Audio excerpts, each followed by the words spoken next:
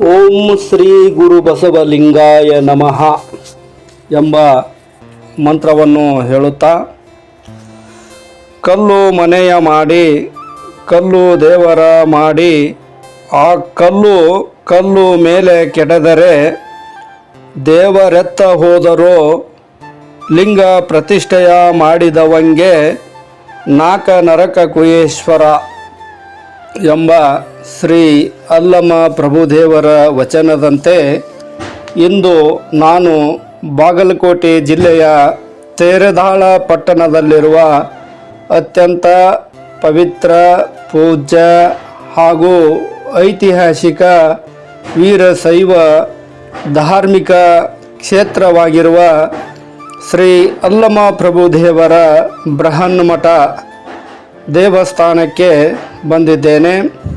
ತಾವುಗಳು ಕೂಡ ಬನ್ನಿ, ಈ ಪೂಜ್ಯ ಶಿವಶರಣರ ದರ್ಶನವನ್ನು ಮಾಡಿಕೊಂಡು ಆಶೀರ್ವಾದವನ್ನು ತೆಗೆದುಕೊಂಡು ಎಲ್ಲರೂ ಪವಿತ್ರ ಪಾವನರಾಗೋಣ. ಶ್ರೀ ಅಲ್ಲಮ ಪ್ರಭು ಶರಣರು 12ನೇ ಶತಮಾನದ ಮಹಾನ್ ಶಿವಶರಣರು, ಶ್ರೇಷ್ಠ ವಚನಕಾರರು ಹಾಗೂ ಅನುಭವ ಮಂಟಪದ ಅಧ್ಯಕ್ಷರು ಮತ್ತು ಶೂನ್ಯ ಸಿಂಹಾಸನಾಧೀಶ್ವರರು ಆಗಿರ್ತಕ್ಕಂಥವರು. ಅನುಭವಿಯಾಗಿ, ಕವಿಯಾಗಿ, ಜ್ಞಾನಿಯಾಗಿ, ಮಹಾನ್ ಯೋಗಿಯಾಗಿ, ವೈರಾಗ್ಯ ಮೂರ್ತಿಯಾಗಿ, ಸಮಾಜ ಸುಧಾರಕರಾಗಿ, ಶರಣರ ಮಾರ್ಗದ ಆಚಾರ್ಯ ಪುರುಷರಾಗಿ ಕಂಡುಬರುತ್ತಾರೆ. ಇವರು ಬಸವಣ್ಣನವರ ವಿಚಾರ ಕ್ರಾಂತಿಗೆ ತನ್ನ ವೈರಾಗ್ಯಗಳ ಕ್ರಾಂತಿಯನ್ನು ಇತ್ತವರು. ಇಂತಹ ಶಿವಶರಣರಿಗೆ ಈ ಮಠವನ್ನು ಸಮರ್ಪಿಸಲಾಗಿದೆ. ಶ್ರೀ ಅಲ್ಲಮ ಪ್ರಭುದೇವರು ಲೋಕ ಸಂಚಾರ ಮಾಡುತ್ತಾ ಕರ್ನಾಟಕ ರಾಜ್ಯದ ಬಾಗಲಕೋಟೆ ಜಿಲ್ಲೆಯ ತೇರದಾಳ ಪಟ್ಟಣದ ಕಿಲಾ ಭಾಗಕ್ಕೆ ಬಂದು ತಪಸ್ಸನ್ನು ಮಾಡಿದ ಈ ಪವಿತ್ರ ಜಾಗದಲ್ಲೇ ಇಂದು ನೀವು ನೋಡುತ್ತಿರುವ ಮೂಲ ಗದ್ದಿಗೆಯನ್ನು ನಿರ್ಮಿಸಲಾಗಿದೆ. ಅಂದರೆ ಇವರ ಮೂಲ ಗದ್ದಿಗೆಯನ್ನು ಈ ತೇರದಾಳದ ಕಿಲಾ ಪಟ್ಟಣದಲ್ಲಿ ನಿರ್ಮಿಸಲಾಗಿದೆ. ಅವರ ಒಂದು ಸಣ್ಣ ಗುಹೆಯೂ ಕೂಡ ಇಲ್ಲಿದೆ, ನೀವು ಈ ವಿಡಿಯೋದಲ್ಲಿ ನೋಡುತ್ತಿದ್ದೀರಿ. ಶ್ರೀ ಅಲ್ಲಮ ಪ್ರಭುಗಳು ಈ ಜಾಗದಿಂದ ನಿರ್ಗಮಿಸುವಾಗ ಭೃಂಗವಾಗಿ, ಅಂದರೆ ದುಂಬಿಯ ರೂಪದಲ್ಲಿ ಹೊರಹೋದರು ಎಂಬ ಐತಿಹ್ಯವಿದೆ. ಇದಕ್ಕೆ ಸಾಕ್ಷಿ ಎಂಬಂತೆ ಈ ದೇವಸ್ಥಾನದ ಹಿಂಭಾಗದಲ್ಲಿ ಒಂದು ಸಣ್ಣ ರಂಧ್ರವನ್ನು ಕಾಣಬಹುದಾಗಿದೆ. ಹಿಂದೆ ಶ್ರೀ ಅಲ್ಲಮ ಪ್ರಭುದೇವರು ಬೆಳಗಾವಿ ಜಿಲ್ಲೆಯ ಪ್ರಸಿದ್ಧ ರಾಜ ಲಕಮಗೌಡರ ವಂಶಸ್ಥರ ಮನೆತನದ ದೇವರಾಗಿದ್ದರು. ಈ ಕಾರಣಕ್ಕಾಗಿ ಅವರ ಮನೆತನದವರೇ ಈ ಒಂದು ಐತಿಹಾಸಿಕ ದೇವಸ್ಥಾನವನ್ನು ನಿರ್ಮಿಸಿದರೆಂದು ಇಂದಿಗೂ ಪ್ರತಿ ವರ್ಷದ ಜಾತ್ರೆಗೆ ಆ ರಾಜಮನೆತನದ ವಂಶಸ್ಥರು ಬಂದು ಪೂಜೆ ಸಲ್ಲಿಸುವ ಸಂಪ್ರದಾಯ ಮುಂದುವರೆದುಕೊಂಡು ಬಂದಿದೆ. ಇಲ್ಲಿ ಪ್ರತಿ ವರ್ಷ ಶ್ರಾವಣ ಮಾಸದ ಕೊನೆಯ ಸೋಮವಾರದಂದು ಇಲ್ಲಿ ಅತಿ ದೊಡ್ಡದಾಗಿರ್ತಕ್ಕಂಥ ಜಾತ್ರೆ ಮಹೋತ್ಸವ, ಅಂದರೆ ಸಂಭ್ರಮದಿಂದ ಸಡಗರದಿಂದ ಇಲ್ಲಿ ನಡೆಯುತ್ತದೆ. ಲಕ್ಷಾಂತರ ಭಕ್ತಾದಿಗಳು ಈ ಜಾತ್ರೆಗೆ ಬಂದಿರುತ್ತಾರೆ. ಆಗ ಮೂಲ ಗದ್ದಿಗೆಯನ್ನು ವಿಶೇಷ ಹೂವು ಹಾಗೂ ಆಭರಣಗಳಿಂದ ಅಲಂಕರಿಸಲಾಗುತ್ತದೆ. ಹಾಗೆಯೇ ಇಲ್ಲಿ ಪ್ರತಿನಿತ್ಯ ಪೂಜೆ ಪುನಸ್ಕಾರಗಳು ನಡೆಯುತ್ತಿರುತ್ತವೆ. ನಿರಂತರವಾಗಿ ರುದ್ರಾಭಿಷೇಕ, ಬಿಲ್ವಾರ್ಚನೆ ಮತ್ತು ಮಂಗಳಾರತಿಗಳು ನಡೆಯುತ್ತವೆ. ಮಕರ ಸಂಕ್ರಾಂತಿಯ ದಿನದಂದು ಕೂಡ ಇಲ್ಲಿ ವಿಶೇಷ ಪೂಜೆ ಉತ್ಸವಗಳು ನಡೆಯುತ್ತವೆ. ಈ ಮಠಕ್ಕೆ ಬರುವ ಭಕ್ತಾದಿಗಳಿಗೆ ನಿರಂತರವಾಗಿರ್ತಕ್ಕಂಥ ಅನ್ನ ಪ್ರಸಾದ ವ್ಯವಸ್ಥೆ ಇರುತ್ತದೆ. ಜಾತ್ರೆಯ ಸಮಯದಲ್ಲೂ ಕೂಡ ಸಾಕಷ್ಟು ಜನರಿಗೆ ಮಹಾಪ್ರಸಾದದ ವ್ಯವಸ್ಥೆಯನ್ನು ಇಲ್ಲಿ ಮಾಡಿರುತ್ತಾರೆ. ದೇವಸ್ಥಾನದ ಕಮಿಟಿಯ ಸಹಾಯ ಸಹಕಾರ ಹಾಗೂ ಭಕ್ತಾದಿಗಳ ದೇಣಿಗೆಗಳಿಂದ ಅವರ ಒಂದು ಸಹಾಯದಿಂದ ಈ ದೇವಸ್ಥಾನವನ್ನು ಇತ್ತೀಚೆಗೆ ಸಂಪೂರ್ಣವಾಗಿ ಜೀರ್ಣೋದ್ಧಾರ ಮಾಡಲಾಗಿರುತ್ತದೆ. ಅಂದರೆ ಈ ದೇವಸ್ಥಾನ ನೀವು ಗುಡಿ ನೋಡುತ್ತಿರುವ ಹಾಗೆ ಹೊಸದಾಗಿ ಸಂಪೂರ್ಣವಾಗಿ ಕಟ್ಟಿಸಲಾಗಿದೆ. ನೀವು ಈ ವಿಡಿಯೋದಲ್ಲಿ ನೋಡುತ್ತಿದ್ದೀರಿ. ಈಗ ದೇವಸ್ಥಾನ ಯಾವ ರೀತಿಯಾಗಿ ಸುಂದರವಾಗಿ ಕಲಾತ್ಮಕವಾಗಿ ಕಾಣುತ್ತದೆ ಎಂದು ನಿಮಗೆ ಕಾಣುತ್ತದೆ. ಈ ಸುಕ್ಷೇತ್ರ ಸ್ಥಳಾವಕಾಶವೂ ಕೂಡ ಬಹಳಷ್ಟು ವಿಶಾಲವಾಗಿದೆ ಎಂದು ಹೇಳಬಹುದು. ಶ್ರೀ ಅಲ್ಲಮ ಪ್ರಭುದೇವರು ಶಿವಮೊಗ್ಗ ಜಿಲ್ಲೆಯ ಶಿಕಾರಿಪುರ ತಾಲೂಕಿನ ಬೆಳಿಗಾವಿಯಲ್ಲಿ ನಿರಹಂಕಾರ ಮತ್ತು ಸುಜ್ಞಾನಿ ಎಂಬ ಶೈವ ದಂಪತಿಗಳ ಮಗನಾಗಿ ಜನಿಸಿದರು. ಅವರು ಸುಮಾರು 1645 ವಚನಗಳನ್ನು ರಚಿಸಿದರೆಂದು ಹೇಳಲಾಗುತ್ತದೆ. ಇವರ ವಚನಗಳ ಅಂಕಿತ ನಾಮ ಗುಹೇಶ್ವರ ಎಂದು ಹೇಳಬಹುದು.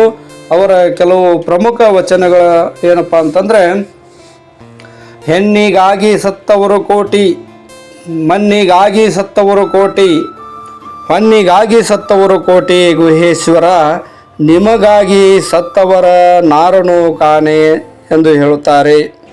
ಅಂದರೆ ಇಲ್ಲಿ ಶ್ರೀ ಅಲ್ಲಮ ಪ್ರಭುಗಳು ಹೆಣ್ಣಿಗಾಗಿ ನಡೆದ ರಾಮ ರಾವಣರ ಯುದ್ಧ, ಮಣ್ಣಿಗಾಗಿ ನಡೆದ ಕುರುಕ್ಷೇತ್ರ ಯುದ್ಧ, ಹೊನ್ನಿಗಾಗಿ ನಡೆದ ಅಶೋಕನ ಕಳಿಂಗ ಯುದ್ಧವನ್ನು ಅವರು ಇಲ್ಲಿ ಉದಾಹರಣೆಯನ್ನು ನೀಡುತ್ತಾರೆ.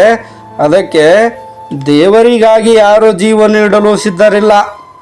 ಅದಕ್ಕೆ ಅವರು ಈ ಒಂದು ವಚನದಲ್ಲಿ ಮಾನವನ ಸ್ವಾರ್ಥವನ್ನು ಎತ್ತಿ ತೋರಿಸಿರುತ್ತಾರೆ. ಎಂಥ ಅದ್ಭುತವಾದಂಥ ವಚನವನ್ನು ಅವರು ಬರೀತಾರೆ ಅನ್ನೋದನ್ನು ನಾವಿಲ್ಲಿ ನೋಡಬಹುದಾಗಿದೆ. ಇನ್ನೊಂದು ಅವರ ವಚನ, ಹೊನ್ನು ಮಾಯೆ ಎಂಬರು ಹೊನ್ನು ಮಾಯೆಯಲ್ಲ, ಹೊನ್ನು ಮಾಯೆ ಎಂಬರು ಹೊನ್ನು ಮಾಯೆಯಲ್ಲ, ಹೆಣ್ಣು ಮಾಯೆ ಎಂಬರು ಹೆಣ್ಣು ಮಾಯೆಯಲ್ಲ, ಮಣ್ಣು ಮಾಯೆ ಎಂಬರು ಮಣ್ಣು ಮಾಯೆಯಲ್ಲ, ಮನದ ಮುಂದನ ಆಸೆಯೇ ಮಾಯೆ ಕಾಣ ಗುಹೇಶ್ವರ ಅಂತ ತಿಳ್ಕೊಂಡು ವಚನವನ್ನು ಬರೀತಾರೆ. ಅವರು ಇನ್ನೊಂದು ವಚನ ಹೀಗಿದೆ, ಕೊಟ್ಟ ಕುದುರೆಯನ್ನೇರಲಾಗದೆ ಮತ್ತೊಂದು ಕುದುರೆಯ ಬಯಸುವವರು ವೀರರೂ ಅಲ್ಲ ಧೀರರೂ ಅಲ್ಲ. ಇದಕ್ಕೆ ಕಾರಣ ನೆರೆ ಮೂರು ಲೋಕವೆಲ್ಲವೂ ಹಲ್ಲನವ ಹೊತ್ತುಕೊಂಡು ಬಳಲುತ್ತೈದ್ದಾರೆ, ಗೋಗೇಶ್ವರವೆಂಬ ಲಿಂಗವನ ವರೆತ್ತು ಬಲ್ಲರು ಅಂಥೇಳಿ ಹೇಳ್ತಾ ಇದ್ದಾರೆ.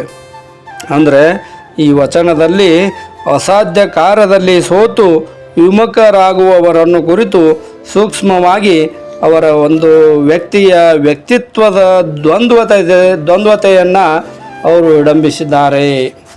ಇನ್ನೊಂದು ಅವರ ಶ್ರೇಷ್ಠ ವಚನ ಯಾವುದು ಅಂತಂದರೆ, ಕೃತಯುಗದಲ್ಲಿ ಶ್ರೀ ಗುರು ಶಿಷ್ಯಂಗೆ ಬಡೆದು ಬುದ್ಧಿಯ ಕಲಿಸಿದಡೆ, ಕೃತಯುಗದಲ್ಲಿ ಶ್ರೀ ಗುರು ಶಿಷ್ಯಂಗೆ ಬಡೆದು ಬುದ್ಧಿಯ ಕಲಿಸಿದಡೆ ಆಗಲೇ ಮಹಾಪ್ರಸಾದವೆಂದನಯ್ಯ. ತೇತ್ರಾಯುಗದಲ್ಲಿ ಶ್ರೀ ಗುರು ಶಿಷ್ಯಂಗೆ ಬೈದು ಬುದ್ಧಿಯ ಕಲಿಸಿದಡೆ ಆಗಲೇ ಮಹಾಪ್ರಸಾದವೆಂದನಯ್ಯ. ದ್ವಾಪಾರ ಯುಗದಲ್ಲಿ ಶ್ರೀ ಗುರು ಶಿಷ್ಯಂಗೆ ವಂದಿಸಿ ಬುದ್ಧಿಯ ಕಲಿಸಿದಡೆ ಆಗಲೇ ಮಹಾಪ್ರಸಾದವೆಂದನಯ್ಯ ಗುಹೇಶ್ವರ. ನಿಮ್ಮ ಕಾಲದ ಕಟ್ಟಳೆಯ ಕಲಿತನಕ್ಕೆ ನಾ ಬೆರಗಾದೆನು ಅಂತ ತಿಳ್ಕೊಂಡು ಒಂದು ಶ್ರೇಷ್ಠವಾದಂಥ ವಚನವನ್ನು ಬರಿತಾ ಇದ್ದಾರೆ. ಈ ವಚನ ಇಂದಿನ ಶಿಕ್ಷಣ ಪದ್ಧತಿಗೆ ಭಾಳಷ್ಟು ಅನ್ವಯವಾಗುತ್ತದೆ. ಅಷ್ಟೇ ಅಲ್ಲದೆ ಇನ್ನೂ ಸಾಕಷ್ಟು ವಚನಗಳನ್ನು ಶ್ರೀ ಅಲ್ಲಮ ಪ್ರಭುದೇವರು ಬರಿತಾ ಇದ್ದಾರೆ. ಆ ವಚನಗಳ ಮುಖ್ಯ ಸಾಲುಗಳು ಯಾವಪ್ಪ ಅಂತಂದ್ರೆ, ತನ್ನ ತಾನರಿದರೆ ನುಡಿಯಲ್ಲಿ ಪರತತ್ವ,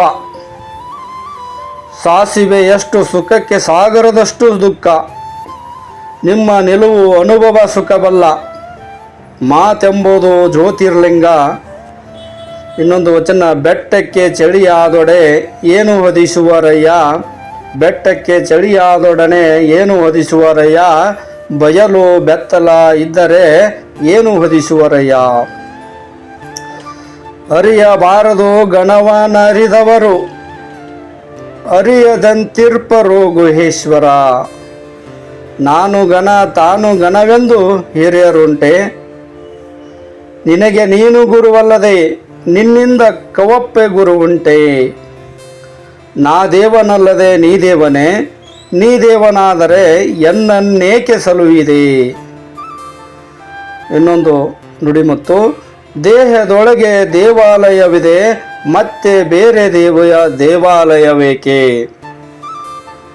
ಗುಹೇಶ್ವರ, ನಿಮ್ಮ ಶರಣ ಸಂಗನ ಬಸವಣ್ಣನ ಸಾನ್ನಿಧ್ಯದಿಂದಾನು ಅಹಂಕಾರಿಯಾದನೆಯ. ಇನ್ನೊಂದು, ಮೃತ್ಯ ಲೋಕದ ಮಾನವರು ದೇವಾಲಯದೊಳಗೊಂದು ದೇವರು ಮಾಡಿದರೆ ಆನು ಬೆರಗೆ ಆದೇನಯ್ಯ.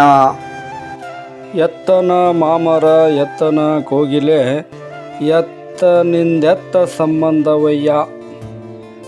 ಹೀಗೆ ಅಲ್ಲಮ ಪ್ರಭುದೇವರು ಭಾಳಷ್ಟು ವಚನಗಳನ್ನು ಅರ್ಥವತ್ತಾಗಿ ಸಾರವತ್ತಾಗಿ ಒಡಮೂಡಿವೆ. ಅವರ ಜೀವನ ಚರಿತ್ರೆಯನ್ನು ತಿಳಿಸ್ತಕ್ಕಂತಹ ಕೃತಿಗಳು ಯಾವಪ್ಪ ಅಂತಂದರೆ ಹರಿಹರ ಮಹಾಕವಿಯ ಪ್ರಭುದೇವರ ರಗಳೆ, ಚಾಮರಸನ ಪ್ರಭುಲಿಂಗ ಲೀಲೆ, ಎಚ್ ತಿಪ್ಪೇರುದ್ರಸ್ವಾಮಿ ಬರೆದಿರುವ ಪರಿಪೂರ್ಣದಡಿಗೆ ಕೃತಿಗಳು ಅವರ ಜೀವನ ಚರಿತ್ರೆಯನ್ನು ತಿಳಿಸ್ತಕ್ಕಂಥ ಶ್ರೇಷ್ಠ ಕೃತಿಗಳಾಗಿವೆ. ಶ್ರೀ ಅಲ್ಲಮ ಪ್ರಭುದೇವರು ತಮ್ಮ ಕೊನೆಯ ದಿನಗಳಲ್ಲಿ ಶ್ರೀಶೈಲಕ್ಕೆ ಹೋಗಿ ಅಲ್ಲಿಯ ವನದಲ್ಲಿ ಶಿವೈಕ್ಯರಾದರೆಂಬ ಪ್ರತೀತಿ ಇದೆ. ಎಲ್ಲರಿಗೂ ತುಂಬ ಹೃದಯದ ಧನ್ಯವಾದಗಳು. ದಯವಿಟ್ಟು ಸಬ್ಸ್ಕ್ರೈಬ್, ಶೇರ್, ಕಾಮೆಂಟ್ಸ್ ಮಾಡಿರಿ ಎಂದು ವಿನಂತಿ.